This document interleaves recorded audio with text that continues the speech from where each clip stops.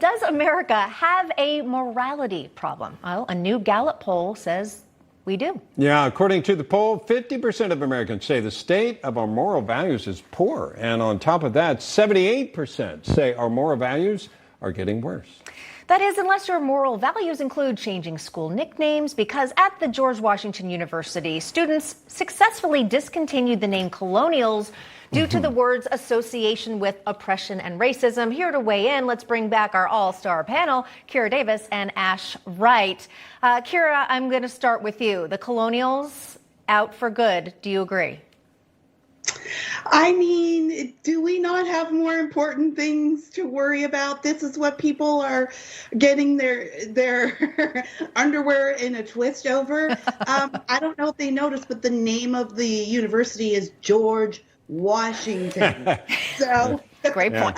Well said. Get rid of mascots like that. We're probably moving into territory where we're now going to start just peeling away the founding fathers off of every institution. I mean, obviously, your whole show today has been about the absurdities of modern American culture, and this fits right into it. So while people are suffering at the gas pump, people are unable to buy homes or pay their rent, people are worried about groomers in school, people are worried about the level of education, people are worried about COVID restrictions, shutting down their business, shutting down their schools, and this is what the future of America is worrying the most about.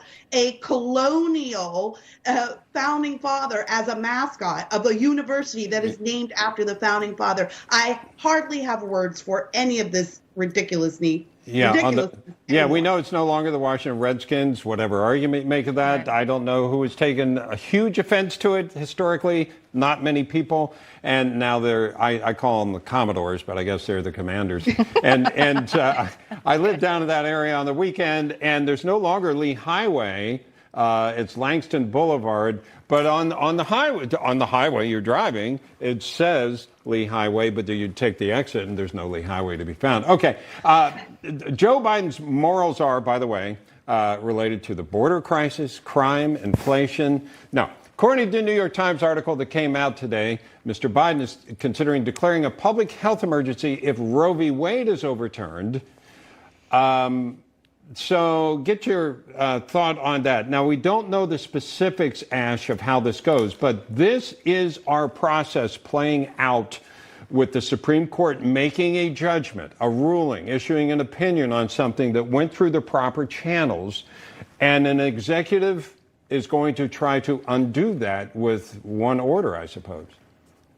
Right, exactly. And that's exactly what will happen. This is likely to come down soon. So typically the Supreme Court takes a recess in early July. So that really only leaves 2 Mondays left for them to bring this, either June 20th or 27th. They could wait a following week, but it's the July 4th holiday. So then that would stretch it to July 11th, which isn't likely. So it's going to happen. But yeah, and what's astonishing is that there will be some sort of executive order on this.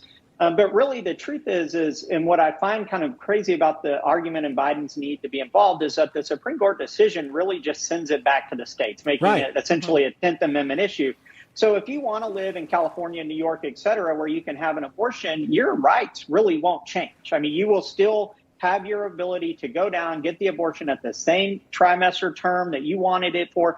99% of Americans will not actually see a change in their ability or way to get an abortion. And that's what I find astonishing. But obviously, this is political. I think it's a wrong political mistake for the Biden White House to make. But ultimately, they're going to make that decision. Yeah, I want to show you this. And Kira, I'm excited to get your thoughts on this one. All right, check this out. The Miss Universe beauty pageant tweeted out that there should be more inclusive language when talking about periods, including who, Kira, and how does that even work? It's kind of like we were speaking with our previous guest who wrote the article about the movie coming out, What is a Woman? I think that's really only women, right? Yeah, it's right. It's only women. That's, that's pretty much biology 101. I find it curious that when we talk about these issues, it's only women that get erased, right? It's only the things that are germane to womanhood that are being talked about, that are being erased. This is misogynist. This is misogyny. outright. When people wonder why the transgender movement is so aggressive, it's because it's being led by men who aren't getting what they want, and what they want is to be seen as women. And there are a certain type of men who, when they don't get what they want, they become aggressive. This is misogyny. Yeah, all right. Out of time. We're going to have to leave it there. Kira Davis, Ash Wright, thanks for a great conversation.